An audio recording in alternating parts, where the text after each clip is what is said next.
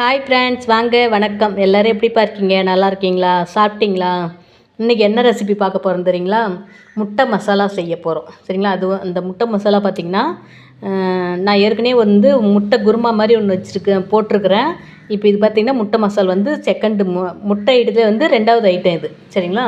வாங்க பார்த்துடலாம் எப்படி செய்கிறதுன்னு. இதில் பார்த்திங்கன்னா மிக்ஸி ஜாரில் தக்காளி நான் 2 தக்காளி போட்டுக்கிறேன்ப்பா. அந்த முட்டை மசால் கொஞ்சம் சேர்த்தே வைக்க போகிறேன். அதனால் 2 தக்காளி கட் பண்ணி போட்டுட்டேன்.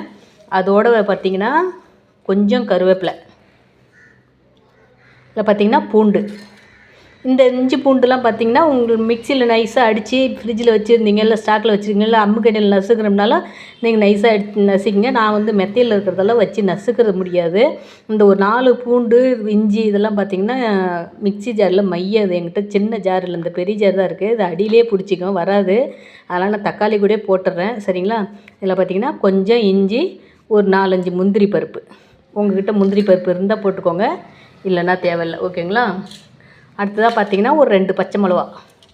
அது பார்த்திங்கன்னா நான் காரம் நல்லா சாப்பிடுவேன் அப்படின்னாலும் உங்களுக்கு காரத்துக்கு ஏற்ற மாதிரி போட்டுக்கோங்க. நான் 3 பச்சை மிளகா அரிஞ்சு வச்சுருக்கேன். சரிங்களா? 3 பச்சை மிளகா 4 பீஸாக கணக்கில் போட்டு ஏன்னா மையம் இல்லையா, அதனால் அடித்து வச்சுருக்கேன். உங்களுக்கு காரம் தேவையில்லை அப்படின்னா சும்மா 1 மிளகா 2 மிளகா, பச்சை மிளகா டேஸ்ட்டுக்காக தான் போடுறோம். சரிங்களா? இது அவ்வளோ காரம்லாம் இருக்காதுப்பா. இப்போ இதை நைஸ் பண்ணிட்டு வந்துடலாம். சாரிப்பா, இதோட கொஞ்சம் சோம்பு போட்டுக்கலாம், அவ்வளோதான். கொஞ்சமாக நான் பருப்பை நல்லா அடித்து எடுத்துகிட்டு மிக்சியில் போட்டு அடித்து எடுத்துகிட்டு வந்துட்டேன். அதுதான் பார்த்திங்கன்னா அடுப்பத்தை வச்சு வடைச்சட்டி வச்சுட்டேன். வடைச்சட்டி சூடேறிட்டுருக்கு. முட்டை மசாலா செய்யறதுக்கு பார்த்திங்கன்னா தேவையான எண்ணெய் ஊற்றிக்கலாம். நான் இப்போ செய்யப்படுறது எத்தனைன்னா 3 முட்டையில் செய்ய போகிறேன்ப்பா. நம்ம 3 முட்டையில் எவ்வளோ மசாலா செய்ய போகிறோம் அப்படிங்கிறதுக்கு பொறுத்து அதுக்கு தகுந்த மாதிரி நீங்கள் எண்ணெய் போட்டுக்கோங்க. சரிங்களா? நான் எண்ணெய் கொஞ்சம் சேர்த்தே போட்டுக்கிறேன். நீங்கள் எவ்வளோ எண்ணெய் போடுறீங்களோ உங்களுக்கு தகுந்த மாதிரி நீங்கள் போட்டுக்கலாம். உங்களுக்கெல்லாம் ஒரு குட் நியூஸ்ப்பா. என்னோடய சேனலில் என்னோடய சமையல் வீடியோவை நிறைய பேர் விரும்பி பார்க்குறீங்க. அவங்களுக்கெல்லாம் ஒரு குட் நியூஸ் ஒன்று சொல்லிக்கிறேன். நான் ஸ்டாண்டு வாங்கிட்டேன். எனக்கு ரொம்பவே ஒரே கையால் எல்லா வீடியோவும் எடுக்குது. இப்போ சமையல் வீடியோலாம் பார்த்திங்கன்னா ஒரே கையில் தான் எடுக்கணும்.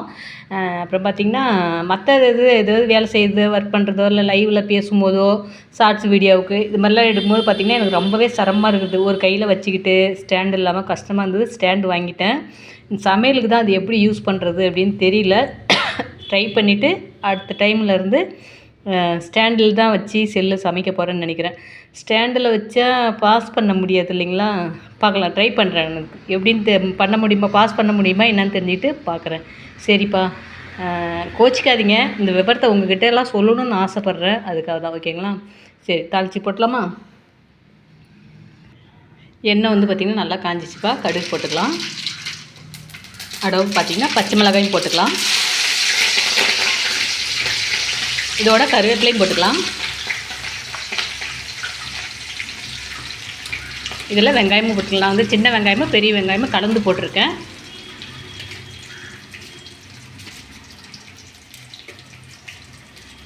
இதிலே லாங் வீடியோ பார்த்திங்கன்னா இப்படி குறுக்க தான் வச்சு எடுக்கணுமாம்மா. எனக்கு அது கைவாட்டம் வர மாதிரி இப்போ அடிக்கடி பாஸ் பண்ணி எடுக்கிறோம் இல்லையா, அது கைவாட்டம் வர மாட்டேங்குது. உங்களுக்கு இந்த வீடியோலாம் ஃபுல்லாக தெரியுதா என்னன்னு தெரியல.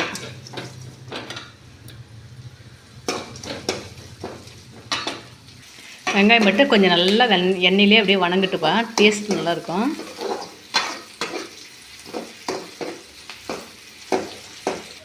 இந்த தாளிப்பு போடும்போது பார்த்திங்கன்னா கடுகு போடுறதுக்கு முன்னாடி உங்களுக்கு வேணும் அப்படின்னா அந்த பிரியாணி இலை இருக்குது இல்லைங்களா, பிரியாணி இலை கொஞ்சம் பீஸாக கிள்ளி போட்டுக்கோங்க. ஒரு 2 கிராம்பு 2 பட்டை மட்டும் போட்டுக்கோங்க. எனக்கு அதில் பிடிக்கலப்பா, அதனால் நான் அதை போட்டுக்கல. உங்களுக்கு வேணுன்னா ஸ்டார்டிங்கில் அதுமாரி போட்டுக்கோங்க. இப்போ பார்த்திங்கன்னா நம்ம தக்காளி அடித்து வச்சோம் இல்லையா, அந்த தக்காளி போட்டுக்கலாம். தண்ணி ஊற்றாதீங்க, இது ஃபுல்லாக நல்லா வலிச்சு விட்டு அப்படியே வச்சுருங்க. அதுக்கப்புறம் தண்ணி ஊற்றி கழுவி விட்டுக்கலாம். தண்ணி ஊற்றும் போது ஓகேங்களா? தண்ணி சேர்க்கும் போது கொஞ்சமாக தண்ணி ஊற்றி கழுவி ஊற்றிக்கலாம். நான் அப்படியே வலிச்சு போட்டுட்டேன்.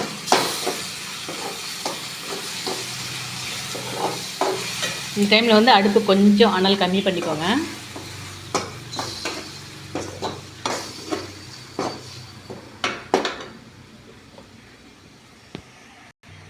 இப்போ பார்த்திங்கன்னா கொஞ்சம் உப்பு போட்டுக்கலாம்ப்பா. உப்பு கொஞ்சம் எப்பயுமே ஒரு அரை உப்புக்கு தகுந்த மாதிரி மட்டும் போடுங்க. உப்பு பத்தலைன்னா லாஸ்ட்டில் கூட போட்டு இறக்கலாம்ப்பா. இதில் பார்த்திங்களா இந்த நீர்லாம் சுண்டி போய் பாருங்க எண்ணெய் பிரிஞ்சு வருது பார்த்திங்களா, அது வரலையும் நல்லா வணக்கணும்.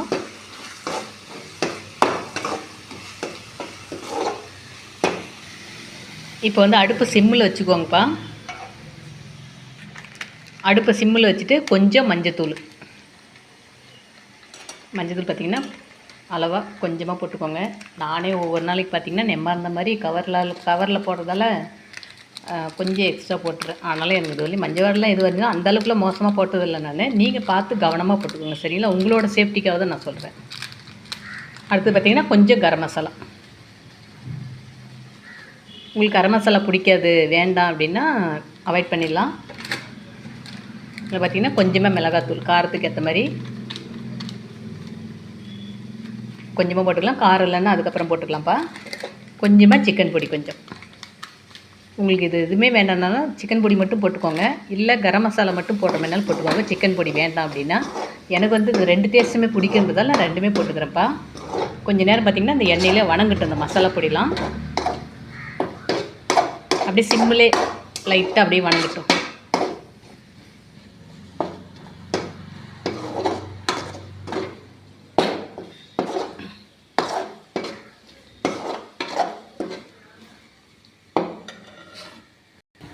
பார்த்திங்கன்னா ஓரளவுக்கு நல்லா கொஞ்சம் எண்ணெயிலே அப்படி வணங்கிடுச்சுப்பா. மசாலா ஐட்டம்லாம் பார்த்திங்களா எண்ணெயில் வணங்கும் போது பச்சை வாடை இல்லாமல் நல்லா டேஸ்ட் கொஞ்சம் கூடி வரும்.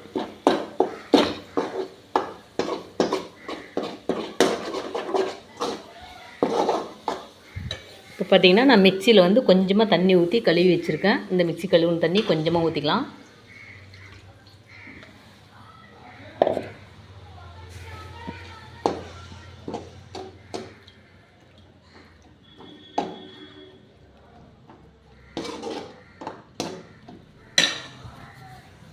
இதோடு பார்த்திங்கன்னா இன்னும் கொஞ்சம் தண்ணி ஊற்றிக்கலாம்ப்பா. நல்லா கொதிக்கும் போது பார்த்திங்கன்னா தண்ணி கொஞ்சம் சுண்டிடும். ரொம்ப தண்ணியாட்டம் தேவையில்ல. நீங்கள் எவ்வளோ வைக்கிறீங்களோ அதுக்கு தகுந்த மாரி தண்ணி போட்டுக்கோங்க.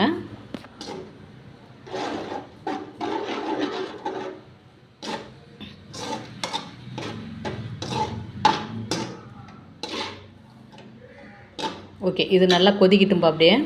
இப்போ இதில் பார்த்திங்கன்னா டேஸ்ட்டு பார்த்துக்கோங்க. காரம் உப்பு இதெல்லாம் உங்களுக்கு வந்து சரியாகுதான்னு டேஸ்ட்டு பார்த்துக்கோங்க. டேஸ்ட்டு பார்த்துட்டு உப்பு இல்லைனாலும் காரம் இல்லைனாலும் நீங்கள் மசாலா போடணும். அந்த சிக்கன் மசாலா போடணுமா இல்லை மிளகாத்தூள் காரம் போடணுமா அப்படின்னு பார்த்து நீங்கள் என்ன வேணுமோ போட்டுக்கோங்க. நான் வந்து இதில் உப்பு காரம் எல்லாமே டேஸ்ட்டு பார்த்துட்டுப்பா எனக்கு போதும். பாருங்கள் நல்லா கொதிக்குது, நல்லா கொதிக்கிட்டோம். இது பார்த்திங்களாப்பா நல்லா வந்து தண்ணிலாம் சுண்டி போய் அப்படியே எண்ணெய் பிரிஞ்சு வருது பார்த்திங்களா, எவ்வளோ ஒரு அழகாக இருக்குது. சூப்பராக இருக்குது. பார்க்குறதுக்கே வந்து அப்படியே அள்ளி சாப்பிட்றலாமா அப்படின்னு தோணுது. நான் காரம் உப்பு எல்லாம் பார்த்துக்கிட்டிங்களா? நான் பார்த்துக்கிட்டேன்ப்பா, நீங்களும் அது மாதிரி பார்த்துக்கோங்க சரிங்களா. அப்புறம் பார்த்திங்கன்னா இந்த முட்டை வந்து கட் பண்ணி வச்சுருக்கேன். என்கிட்ட கத்தி இல்லை. நீங்கள் முழுசாக போடணும் அப்படிங்கன்னா சுற்றி கீறி விட்டுக்கிட்டு முட்டையை போட்டுக்கோங்க. என்கிட்ட கத்தி இல்லைங்கிறதால நான் கட் பண்ணி போட்டுக்கிட்டேன். தோசை பேல் தான் கட் பண்ணேன். உங்கள்கிட்ட கத்தி இருந்ததுன்னா முழுசாக முட்டை வேணும் அப்படின்னிங்கன்னா சைடில் அப்படியே கீரல் போட்டுக்கோங்க. கீரல் போட்டு நல்லா ஒரு கொதி விடட்டும்ப்பா. முட்டை போட்டு கொஞ்சம் நேரம் அப்படியே கொதி வந்தோடனே இது மாதிரி ரொம்ப அடி பிடிச்சிடாமல் அப்படியே இப்படி கிளறிக்கிட்டே இருங்க. ஏன்னா முட்டை முழுசாக போட்டால் பிரச்சனை இல்லை. இது வந்து நம்ம கட் பண்ணி போட்டிருக்கிறோம் இல்லையா, அந்த கரு ஃபுல்லாக பார்த்திங்கன்னா அந்த கிரேவியில் விழுந்துடும். அதுக்காக தான் நானே லேசாக தான் திருப்பிகிட்ருக்கேன். அவ்வளோதான்ப்பா, சூப்பரான ஒரு முட்டை மசாலா ரெடி. ஆனால் டேஸ்ட்டு பார்த்திங்கன்னா அல்டிமேட்டான டேஸ்ட்டுங்க பாருங்கள், சூப்பராக இருக்குது. இதே மாதிரி ஒரு டேஸ்ட்டில் இதை விட இன்னும் கொஞ்சம் டிஃப்ரெண்ட்டாக டேஸ்ட்டு வர மாதிரி நான் இன்னொரு வீடியோவில் சந்திக்கலாம்ப்பா. சூப்பராக இருக்குங்களா? சாப்பிட்டு பார்த்துட்டு நல்லா இருக்குது அப்படின்னா எனக்கு வந்து கொஞ்சம் கமெண்ட் பண்ணுங்கள். அப்போ தான் எனக்கு வந்து செய்கிறதுக்கு ஒரு இன்ட்ரெஸ்ட்டு வரும். பரவாயில்ல நல்லா இருக்குன்னு சொல்கிறாங்க அப்படிங்கிற மாதிரி ஒரு இன்ட்ரெஸ்ட்டு வரும். விருப்பம் இருந்தால் பண்ணுங்கள், விருப்பம் இல்லைன்னா கமெண்ட் வேணாம்ப்பா சரிங்களா. ஓகேப்பா, சூப்பரான ஒரு முட்டை மசாலா. எனக்கே ரொம்ப ரொம்ப ஆச்சரியமாக இருக்குது. நான் இதுக்கு முன்னாடி செய்யும்போது கூட எவ்வளோ டேஸ்ட்டு வரல. இன்றைக்கி வந்து பார்த்திங்கன்னா அவ்வளோ ஒரு டேஸ்ட் வந்திருக்கு. நீங்கள் முந்திரி பருப்பு கொஞ்சம் வாங்கி வச்சுக்கோங்க, போடுங்க, நல்லா டேஸ்ட்டாக இருக்குது சரிங்களா. ஓகேப்பா, பாய்.